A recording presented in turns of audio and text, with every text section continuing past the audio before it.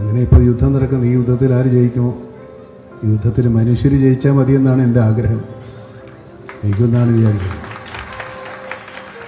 മനുഷ്യരില്ലെങ്കിൽ മനുഷ്യത്വമെങ്കിലും ജയിക്കട്ടെ. നമ്മുടെ നാട്ടിൽ നമുക്ക് സ്വാതന്ത്ര്യ സമരം നടന്നു, നമുക്ക് സ്വാതന്ത്ര്യം കിട്ടി. കുറേ കാലം ഇങ്ങനെ സ്വാതന്ത്ര്യ സമരവും കാര്യങ്ങളൊക്കെ ആയിട്ട് നടക്കുന്നുണ്ട്. നമുക്ക് സ്വാതന്ത്ര്യ സമര സേനാനികളായ കുറേ നേതാക്കന്മാരെ മാത്രമേ അറിയൂ. ആ കാലഘട്ടത്തിൽ ജീവിച്ചിരുന്ന മനുഷ്യരോ അല്ലെങ്കിൽ ആ സ്വാതന്ത്ര്യ സമരത്തിൽ പങ്കെടുത്ത നമുക്ക് പരിചയമുള്ളവരെയൊന്നും നാട്ടിൽ ആഘോഷിക്കപ്പെട്ടിട്ടില്ല.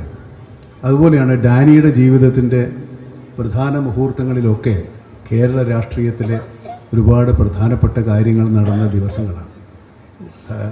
സൗകര്യപ്പെട്ടാൽ ആ സിനിമ ഒന്ന് പോയി കണ്ടാൽ EMS മന്ത്രിസഭ വന്നതും AK ആന്റണി രാജിവെച്ചതും എല്ലാം ഡാനിയുടെ ജീവിതത്തിൽ ഒരു ചലനവും ഉണ്ടാക്കിയില്ലെങ്കിലും ആ ദിവസങ്ങളിലൊക്കെ ഡാനിയിലെ ജീവിതത്തിലും ഉണ്ടായിട്ടുണ്ട് എന്നുള്ളതാണ് ഞാൻ പറയാൻ ഉദ്ദേശിച്ചത്.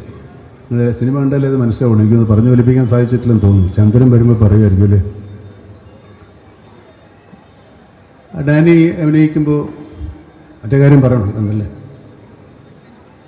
അത് നിങ്ങൾ പറഞ്ഞാൽ മതി, ഞാൻ പറയുന്നില്ല. ഡാനി സംസാരിക്കുമ്പോൾ ഡാനിയുടെ കാര്യം ചോദിച്ചു. ആ സൗഹൃദം ഇപ്പോഴും നിൽക്കുന്നുണ്ട്. ഇടയ്ക്കിടയ്ക്ക് പല സിനിമകളുടെയും കഥയും പറയും. ഇനി അങ്ങനെ എല്ലാ സിനിമയുടെ കഥകളും ഇഷ്ടപ്പെടണമെന്നില്ല. ഞങ്ങൾ തമ്മിൽ പലതരത്തിലുള്ള യുദ്ധങ്ങളും ഉണ്ടായിട്ടുണ്ട്. പലപ്പോഴും ഞങ്ങൾ രണ്ടുപേരും തോക്കും, ചിലപ്പോൾ ഞങ്ങൾ ജയിക്കും, ഒരാൾ ജയിക്കും, അങ്ങനെയൊക്കെ ഉണ്ടായിട്ടുണ്ട്. അതെല്ലാ യുദ്ധങ്ങളിലും ഉണ്ട്.